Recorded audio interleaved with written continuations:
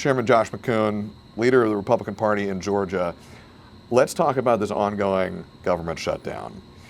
Republicans, Democrats, still a big gulf between the two positions here.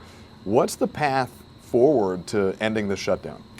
The Democrats need to put the country above what they perceive to be their political interests. Senator Schumer in March had the identical situation. Republicans offered a clean CR that kept the government funded at current levels, and Democrats largely voted for that. The only thing that's changed is Democrats are desperate to stop the momentum of the Trump administration, the victories that Donald Trump has been able to win for the American people over the last 9 months. And so they made a political calculation to say, we're going to shut the government down. And they've been given over a dozen opportunities now to open the government back up. And frankly, Senator Ossoff, Senator Warnock, they don't represent California. They represent Georgia. And Georgians want the government back open. So they need to vote for the clean CR and get the government back operating. If they want to talk about all these other issues, great. Let's have the conversation. But let's get the government back open. Let's not punish poor families that rely on SNAP because we're trying to make some kind of political point. I'm glad you talked about some of the impacts of the shutdown. I want to talk about the politics a little bit more in a moment. I think this is a good point to ask you. One of, if not the key argument being made by most Democrats in Congress right now is that they say the Affordable Care Act subsidies are going to expire at the end of the year. They say any new budget bill, for them to support it, has got to include an extension of these ACA subsidies. We talked with a Covington woman yesterday. She says that she has health insurance purchased on the ACA marketplace, and she says she's seeing quotes that would at least double, if not more, increase her premiums compared to her 2025 plan into 2026.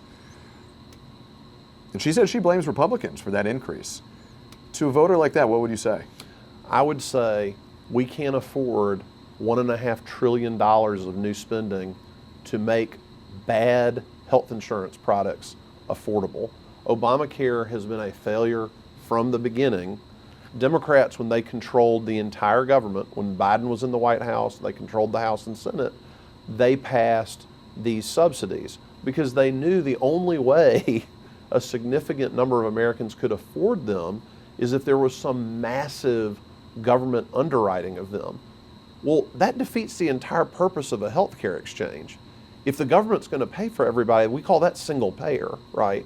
So let's have a discussion about how people have access to healthcare. I think that's something Republicans and Democrats agree on. But we're $38 trillion in debt as a nation. We cannot continue to do this and be the foremost world power. We'll drown in this debt. And it's irresponsible for Democrats to pretend like we have some limitless credit card that we can charge us on. So of course I'm sympathetic to anybody that is trying to access health care. My mother passed away from stage 4 pancreatic cancer. I know what it's like to navigate American health care. We need to do better. But the answer is not shutting the government down and essentially like a kid holding your breath. We need to have a reasoned conversation about it.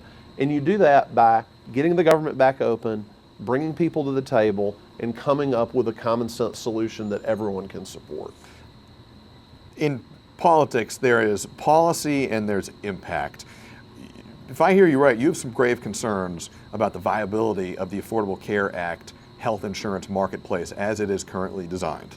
You would not be alone in that view among fellow members of the Republican Party. But at the same time, there are people who are seeing their insurance premiums set to go up substantially. There's policy and then there's the impact. To somebody who maybe hears that and maybe even agrees that the system needs some changing, they may nonetheless be worried about the impact these increases are going to have on their pocketbooks. And that's going to happen immediately. Any policy resolution probably is going to take longer to get to. Do Democrats and Republicans have some obligation to solve this ACA situation before the end of the year?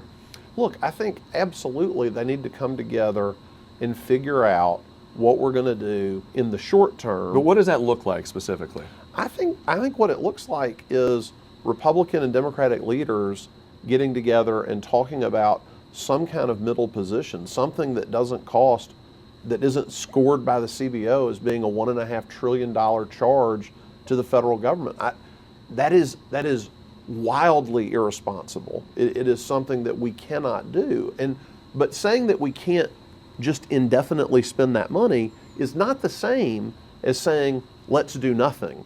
We need to meet in the middle. But as long as the government shutdown goes on, this conversation that needs to happen is not happening. So if Democrats want to solve this problem and they're serious about it, and they don't want to just play political games, Senator Ossoff and Senator Warnock should join Senator Fetterman and Senator King and Senator Casto, who've already crossed the aisle and said, yeah, we're for a clean CR because we're for sane, competent government. That's what they need to do, unless they're going to throw their lot in with California liberals. If I'm hearing you right, it sounds like you're saying Republicans and Democrats, they need to get together, they need to talk, they need to negotiate. Absolutely. Democrats are saying the same thing, and they point to the House still being out of session as a point. They say as long as the House is not in session, you can't have that negotiation. Any new bill, any new policy, you're going to have both chambers open. Well, do they have a point when they say that? The House did their work. They passed the continuing resolution. But not on the ACA question. Well, correct. But here's what you're not going to do. I don't know anybody that wants to negotiate with a gun to their head. And that's the situation we're in right now with the shutdown. We need to get the government back open and then have that conversation. And if Democrats want to continue to stamp their feet, I feel like I know President Trump pretty well, and it's not going to end the way they want it to end.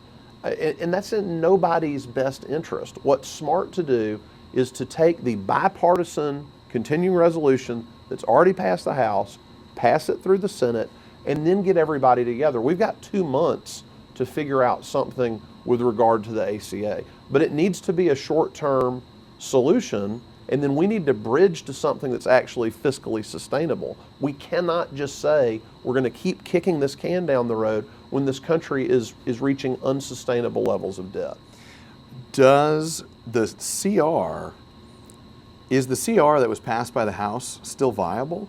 It, at this point, only has a few weeks left, right?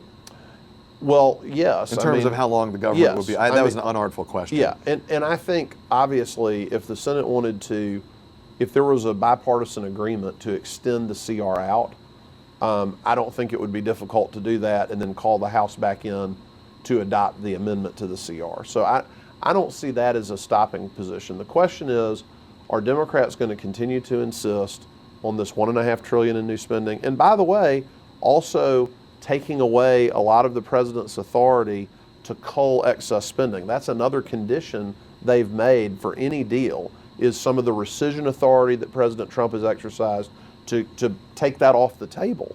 And those things, if we're going to have a conversation about them again, we don't need to have them in this environment. We need to do it with the government open.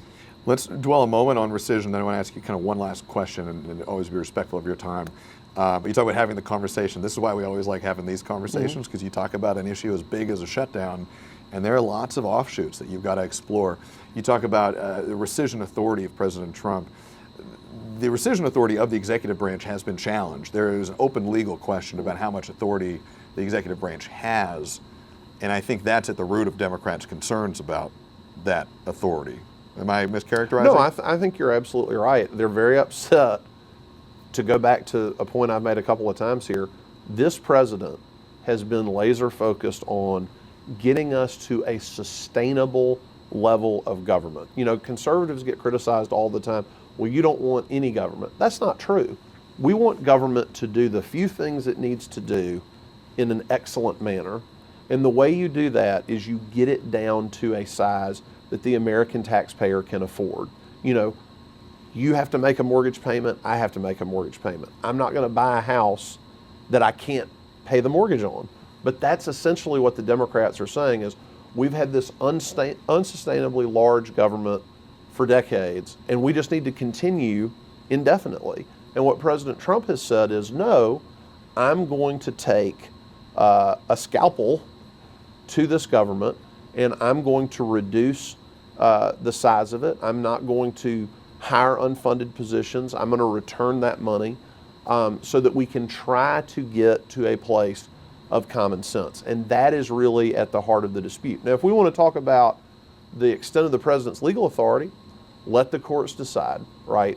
This president is definitely taking the position of a muscular executive authority, whether that's regard to terminating federal employees or whether it's with regard to returning appropriated funds. Let's have the court sort that out. But again, that's for the judicial branch. That's not something that should be negotiated in the context of a government shutdown. Let's end here, and I'm going to ask you a question that we have asked. I don't want to say definitively every single person we've interviewed about the topic of the shutdown, but awfully close to it, if not everybody. You bring up the topic of mortgages. And people have mortgages, people have rent payments, people have bills. When they go home to their family, their spouse, their partner, their loved ones, when they can't decide how to allocate their money, at the end of the month, those bills still come due. And if they don't make those payments, they lose their homes. They get evicted. They get their credit scores dinged. There are real consequences. I imagine that there are some Georgia voters and some American voters who are looking at this situation and saying, boy, Democrats and Republicans, they still can't get together. They didn't pay their bills. And they're not getting the same consequences that I would get in my personal life. So I want to ask you this question. We've asked everybody this. Is there anything that Republicans should compromise on to get a deal done? Well, I think the point that needs to be made is that the people who are uncompromising in this conversation are the Democrats. There are, not a lot, but there are several Democratic U.S. senators who have repeatedly voted for this clean CR. And let's remember, this is not a situation where we don't have a majority of the Senate saying, let's keep the government open. It's Chuck Schumer taking the position, I will not allow cloture so that we can have a final vote on the CR. It's Democrats playing games with procedures to deny the will of the majority. And those are the Senate rules. That's what he's choosing to do. I think it's abusive. I think when Chuck Schumer gets out there and says, every day the shutdown goes on, it gets better for us, I think that's a terrible message. And I'm really stunned that John Ossoff and Raphael Warnock, who portrayed themselves as middle of the road, common sense moderates, have chosen to get on board with this extreme position taken by the very far left leadership of the Democratic Party in this country. So I think Republicans are compromising. Republicans are saying, let's reopen the government. Let's come together and have a conversation about the issues that you want to debate.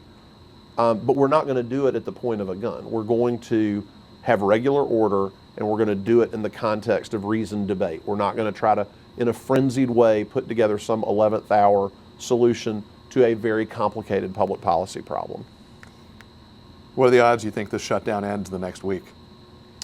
Not good. From what I've seen from Senator Ossoff and Senator Warnock, I mean, they voted no now over a dozen times.